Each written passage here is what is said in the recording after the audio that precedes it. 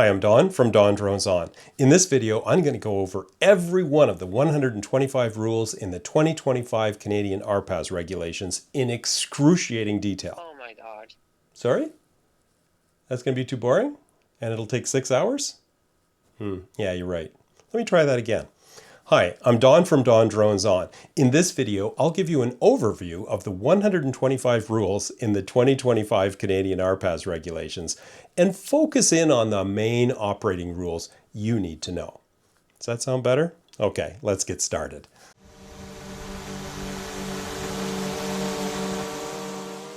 The Transport Canada regulations for flying RPAs have been revised in 2025. I've prepared a huge PowerPoint deck, 164 pages, going through each and every one of the 125 rules, explaining each one in plain language, often accompanied by diagrams or tables. There's a link to purchase that PDF in the description down below this video. And frankly, it's an invaluable resource for anyone studying for their basic, advanced, or level 1 complex pilot certification. Well, regulations aren't the only things on those exams. They're a big part, so it's worth knowing this stuff inside out. The regulatory framework is designed to address several tiers of risk. The riskier the operation, the more regulations and restrictions that apply. At the bottom of the heap, drones under 250 grams are considered very low risk and so have very few rules. Basic drone operations are those that remain within visual line of sight of the pilot, stay clear of people and aerodromes, and where the drone is less than 25 kilograms. Advanced operations are for flights a bit closer to people in controlled airspace and for potentially larger drones. More regulations apply, but you can fly in more places. Finally, there are regulations for flying beyond visual line of sight and for even more complex and riskier flights. Aligned with these tiers of operations are 3 levels of pilot certification: basic, advanced, and level 1 complex. You don't need a pilot certificate to fly drones under 250 grams at all. And for operations that fall outside the risk parameters for any of these tiers, you can always apply for a Special Flight Operations Certificate, or SFOC. And you'll hear me mention that many times through the video. I'll also mention at this point that it doesn't matter whether you intend to fly recreationally or for money. In Canada, the pilot certification levels are not related to whether or not you want to fly commercially, unlike in the US. Now, they have introduced one rule in 2025, 900.09, that does complicate things a bit for foreign pilots wanting to fly commercially, and we'll get into that. Okay, with that framework laid out, let's dig into the actual regulations. The Canadian Aviation Regulations, or CARS, are the governing laws for aviation in Canada, with Part 9 of those regulations being dedicated to remotely piloted aircraft systems. Now, for simplicity, I will often refer to RPAs as drones, but the rules apply equally to drones like quadcopters and to RC aircraft. The rules start with 3 divisions that apply to all drones, regardless of size. Then there's a huge section called Subpart 1 that applies to small and medium drones, those between 250 grams and 150 kilograms. Within that, there are general operating and flight rules, then rules dedicated to each of basic, advanced, and level 1 complex operations. And then there are also 3 divisions for training, RPAS declarations by manufacturers, and the RPAS operator certificate. Finally, there's a small but very important subpart 3 that talks about SFOCs. My PDF study guide covers all of these sections, rule by rule, with my interpretation beside each one. It also includes a handy index listing out all the titles. We'll begin in the Division 2 section that applies to all drones, where there are now 4 rules. The first one is what I call the "Don't do anything stupid" rule. No person shall operate a remotely piloted aircraft system in such a reckless or negligent manner as to endanger or be likely to endanger aviation safety or the safety of any person. Frankly, they could have saved everyone a lot of time if they just left the regulations right there, because it really says it all. You're expected to fly your drone safely, stay away from manned aircraft, and don't endanger anyone on the ground. Pretty simple. Rule 900.07 states that if you inadvertently fly into what's called Class F restricted airspace, you must immediately contact the appropriate authority.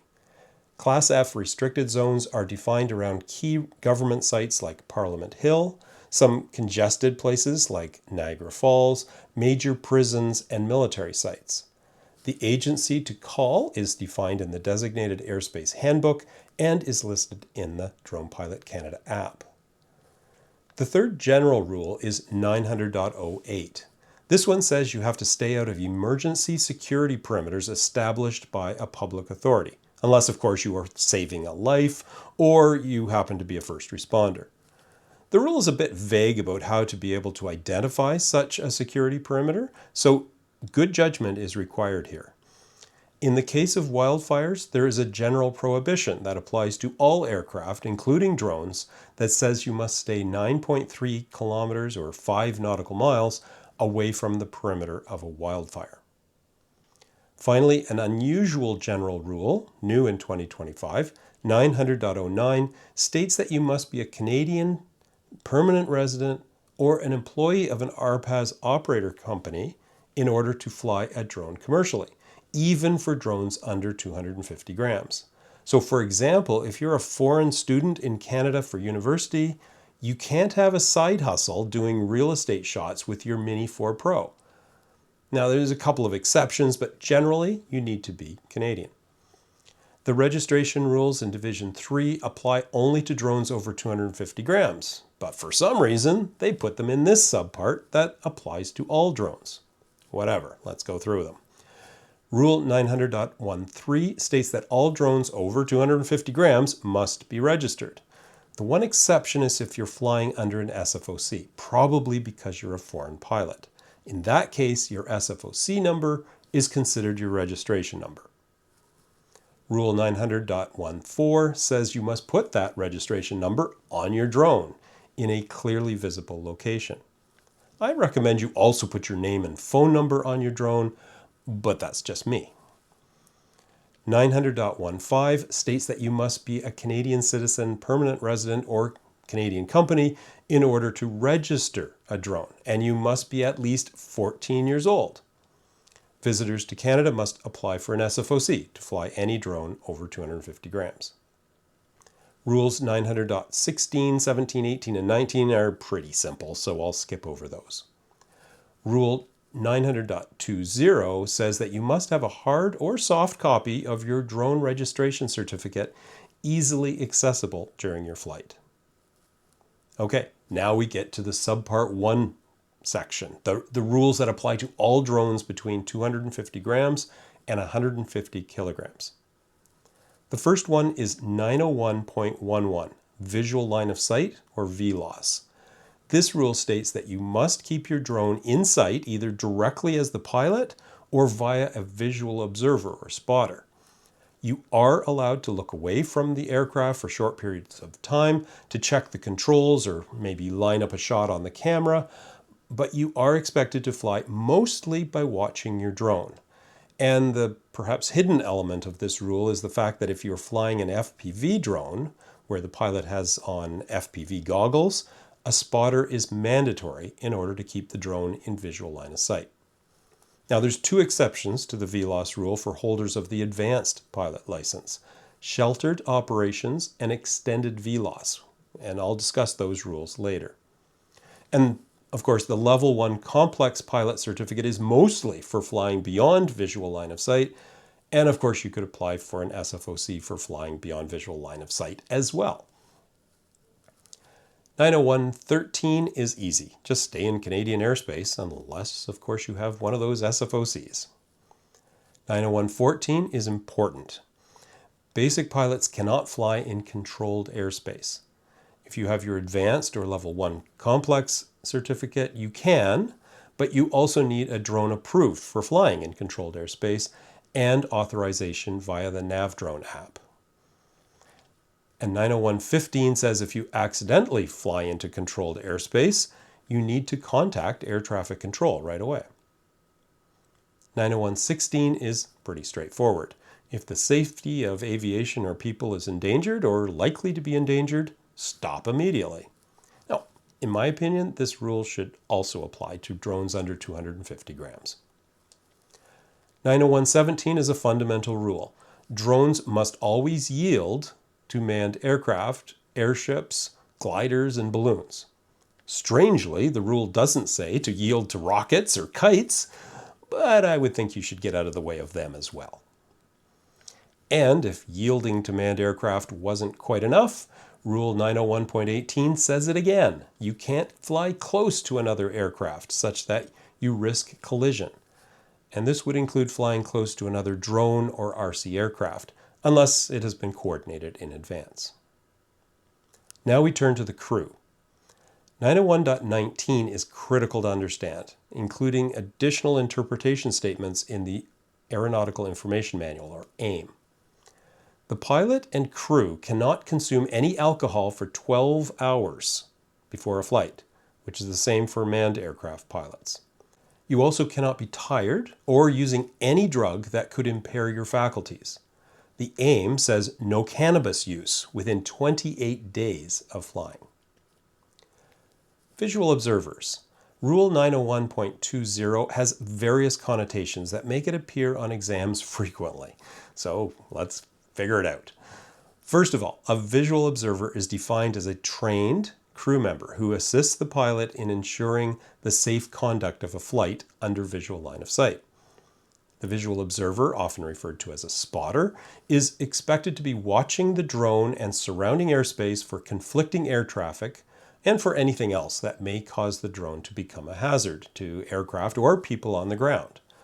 This could mean a quietly approaching glider, another drone, power lines, or even birds.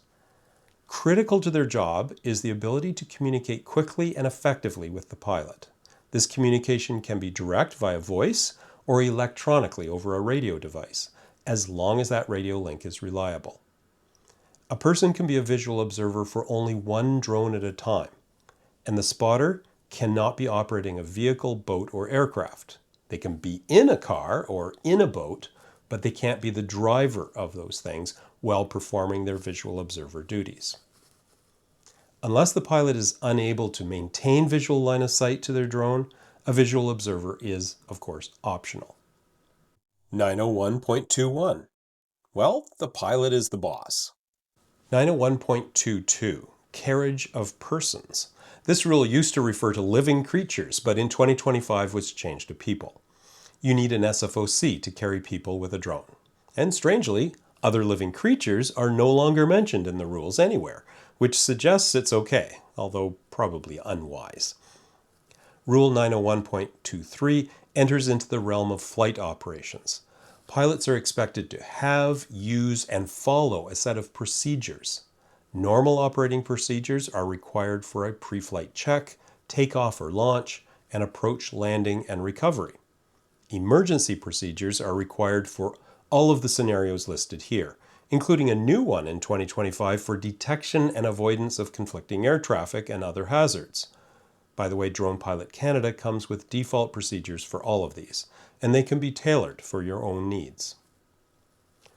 901.24 emphasizes the importance of pre-flight information, including checking the site survey results, which is Rule 901.27, and we'll get to that. Also, any special conditions associated with the drone, and ensuring that the crew is qualified, such as ensuring a visual observer is trained. 901.25 is all about maximum altitude and is obviously very important to understand. The basic rule here is to stay within 122 meters or 400 feet of the ground. And this means following the contour of the ground. So if there's a hill, you can go higher, but if there's a depression or maybe a downward cliff, you need to reduce your altitude because your maximum altitude decreases compared to flat ground. Be aware that most drones show the drone's altitude above the point you took off, not the altitude above where they are flying. And it's that point above where you're flying that the rule here applies. The main exception to this 122 meter rule is that you can fly up to 30 meters above a tall structure, even if that means you are over 122 meters.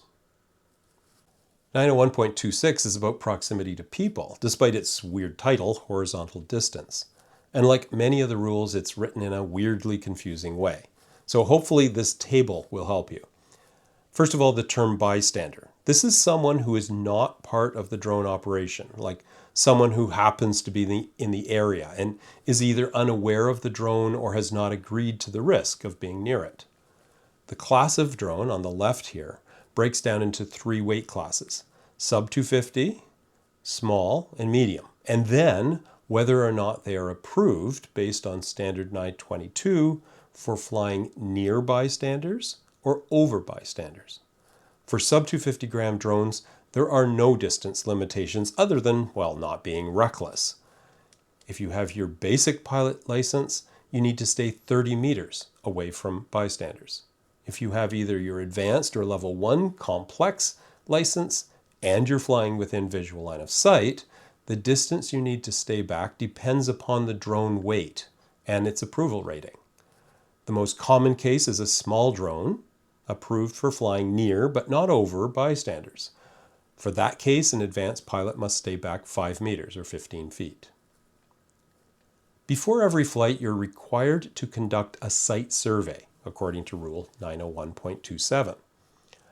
While this sounds like a huge ordeal, what it really means is that you assess where you are flying using the mantra, air, ground, weather, people. I've color-coded the requirements on this slide into those 4 categories: airspace issues like class of airspace, proximity to aerodromes and NOTAMs, ground hazards such as things around your takeoff location and obstacles, weather, and finally the proximity of bystanders. In the case of VLOS flights under a level 1 complex operation, you need to know the population density of the area you're flying. The Drone Pilot Canada app makes this really easy. Rule 901.28 adds a few more requirements on top of the ones in 901.24, basically making sure that your batteries are charged and you know how far you can safely fly, and making sure that your crew is ready. You're expected to ensure your drone is working and up to date with any mandatory maintenance. That's Rule 901.29. Rule 901.30 says you need to have your drone's instruction manual accessible in either hard or soft copy form. In the 2025 rules, they've added that VLOS flights need the RPAS operations manual also available to the crew. And then Rule 901.31 says you must fly in accordance with that instruction manual, including flying only within its temperature and wind specs. 901.32 means you must be able to take control of your drone anytime it is doing any sort of autonomous flight. 901.33 is a bit redundant given all the other safety rules. This one says your takeoffs and landings must be done safely. 901.34 emphasizes that you must operate your drone according to the temperature and wind specs of your drone and take into account fog when keeping your drone in visual line of sight. In 2025, they've added clauses 2, 3, and 4 with visibility considerations for medium drones and for operations beyond visual line of sight. 901.35 has been made a bit more reasonable in the 2025 rules, which is good.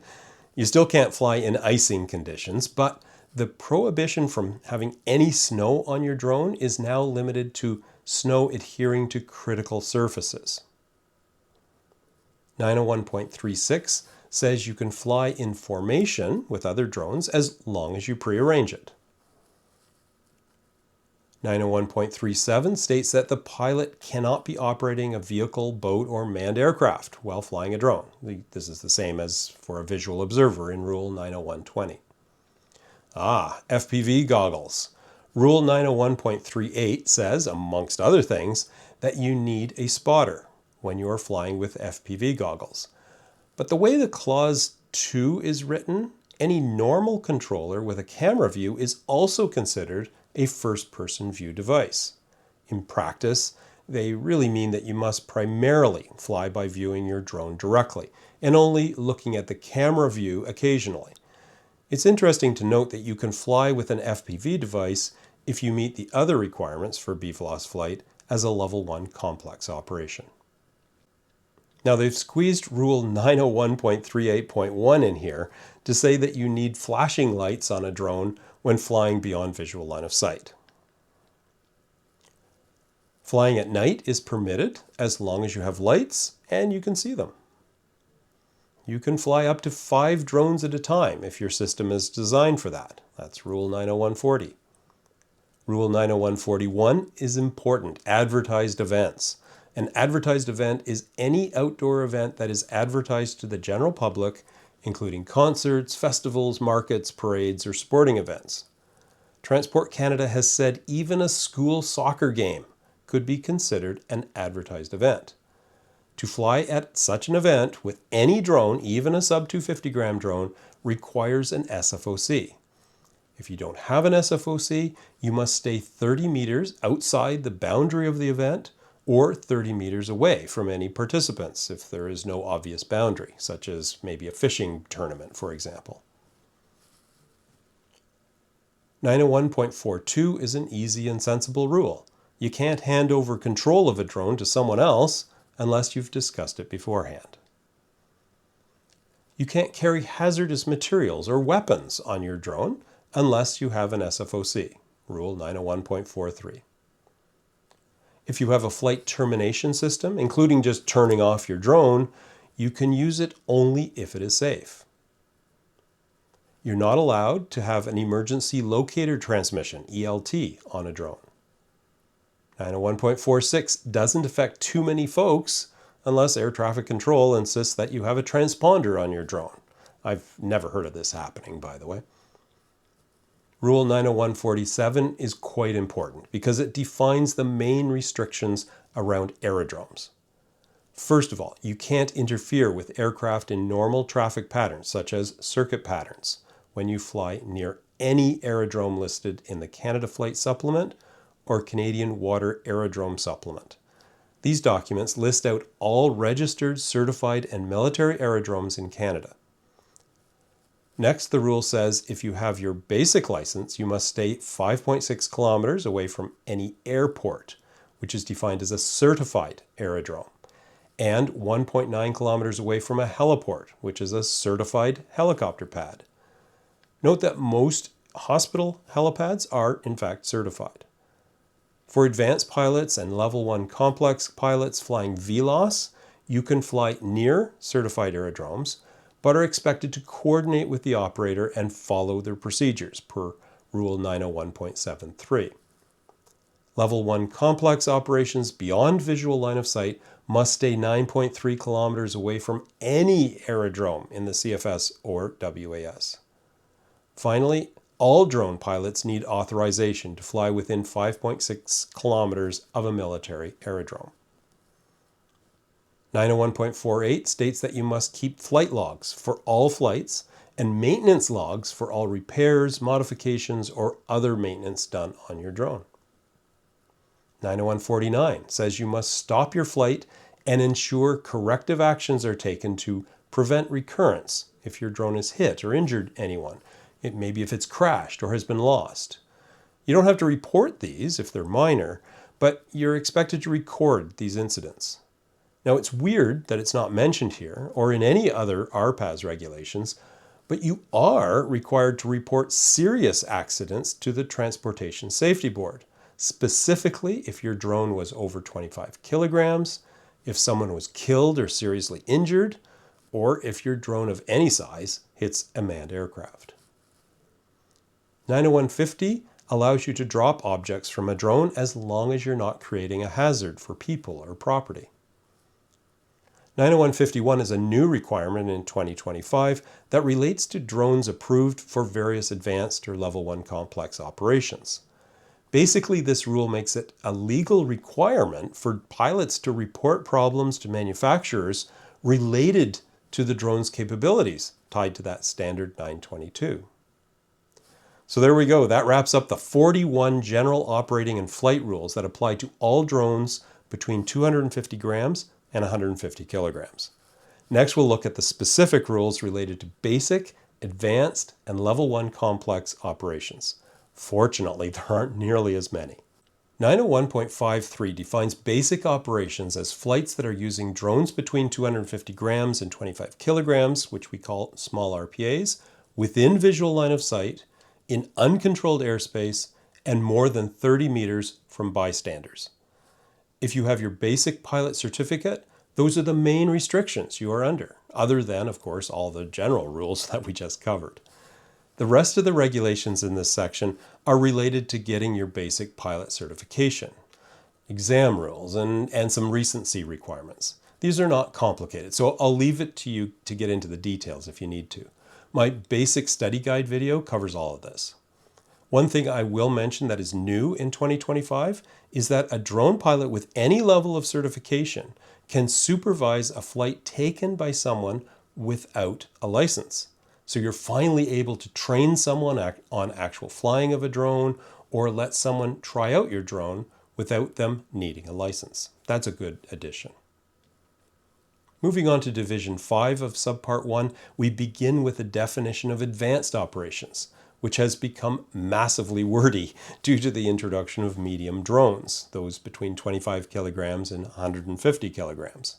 So for small RPAs, advanced operations are any flights that involve flying in controlled airspace, flying near bystanders between 5 meters and 30 meters, and flying over people, which is closer than 5 meters horizontally, or within 5.6 kilometers of a certified aerodrome or 1.9 kilometers of a certified heliport, or when doing the new 2025 operations called extended VLOS or sheltered operations. And we'll get into those in a minute. Operations with medium-sized drones in VLOS are similar to those, but with more distant standoffs required. This table, which I showed earlier, summarizes the proximity to bystander figures. Rules 901.63 through 901.68 are all related to taking the advanced exam, passing an in-person flight review, and so on. I cover these in my advanced study guide video, so I won't repeat that stuff here. Rule 901.69 introduces the concept of drones approved for certain advanced operations. Essentially, the manufacturer of each drone model must self-declare that they meet the safety specifications identified in Standard 922. The specs for small drones flying in controlled airspace and close to people are not really difficult, and most DJI drones, for example, meet those specs easily. But flying over people generally requires a parachute system and is very tough to meet. And medium drone specs are a bit tougher again due to their weight. Transport Canada maintains a list of approved drones for each of these operations on their drone safety website. 901.70 says that if you modify an approved drone, such as changing to a third-party propeller perhaps, you need to be able to prove the drone still meets Standard 922. 901.71 is a key advanced operations rule that says that you need nav drone approval to fly in controlled airspace.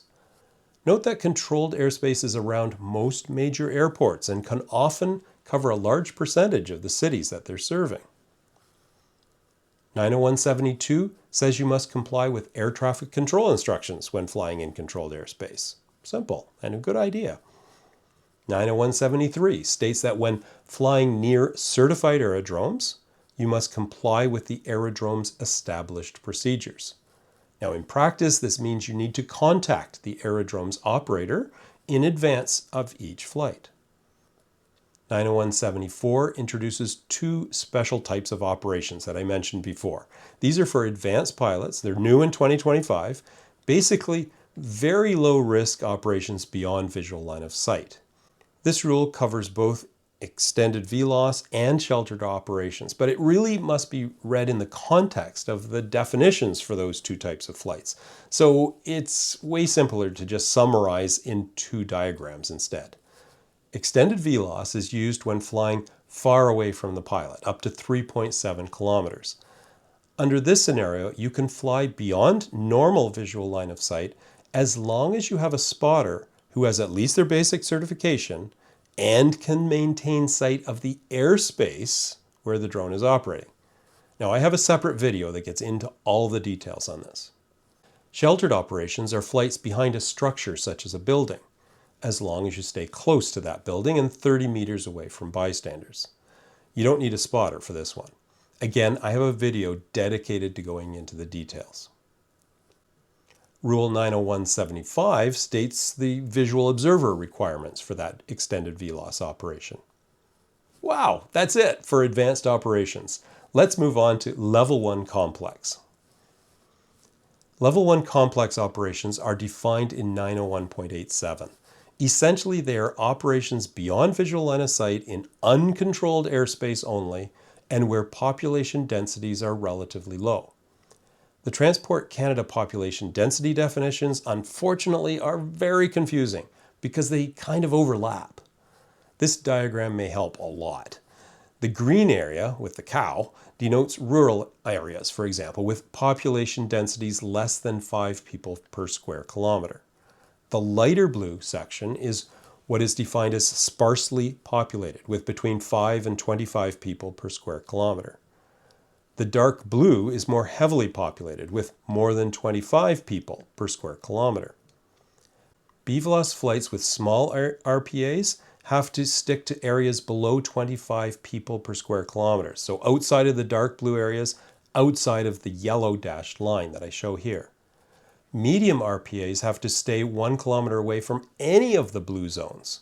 So populations must be less than 5 people per square kilometer.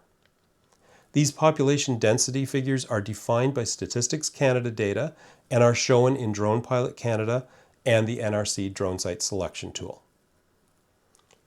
Rules 901.88 through 901.94 are the details for obtaining and maintaining your Level 1 Complex Pilot Certificate. The Level 1 Complex Certificate requires passing an online exam and an L1C flight review, much like getting the Advanced Certificate, but you also need to pass the Advanced exam and complete 20 hours of ground school, a ground school that teaches the L1C knowledge requirements. And once you have your L1C pilot certificate, you must work for an RPAS operator, which I'll talk about shortly. Rule 901.95 states that your drone must meet the applicable sections of the Standard 922 in order to conduct Level 1 complex operations.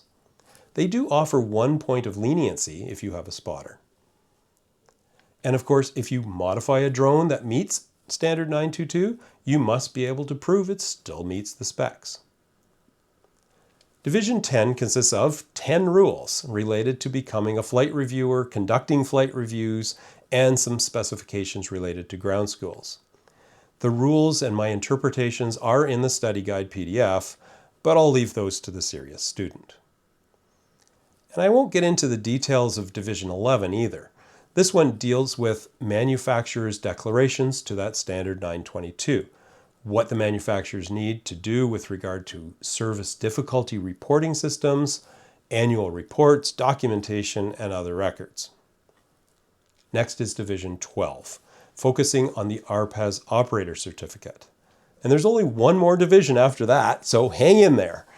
The idea behind an RPAS operator is that it's a company that employs a number of, I'll call them high-end drone pilots, probably holding their Level 1 complex pilot certificates, and a company operating a fleet of drones for beyond visual line of sight operations. Now, that company could, in fact, be just one person wearing a number of hats, but the intent is that the RPAS operator organization be multiple people fulfilling identified roles as set out in this division of rules. Rule 901.213 states that RPAS operators must be Canadian, which ties back to that Rule 900.09 talking about commercial air service requirements. Rules 901.214, 215, and 216 deal with generally, I'll call them administrative details around the certificate. Rule 901.217 is a key one, stating that the RPAS operator must establish and maintain an RPAS operations manual. This manual must include roles and responsibilities for drone crews, operations, people, and maintenance personnel. It must also establish processes and procedures for operations, as well as internal training requirements. 901.218 outlines expected processes to be in the RPAS operations manual, including incident and accident analysis and improvement of aviation safety. 901.219 deals with the training program requirements in the RPAS operations manual. 901.220 and 221 relate to maintenance. A person must be appointed to be responsible for RPAS maintenance in the organization, and there must be a maintenance control manual with procedures to ensure consistent maintenance.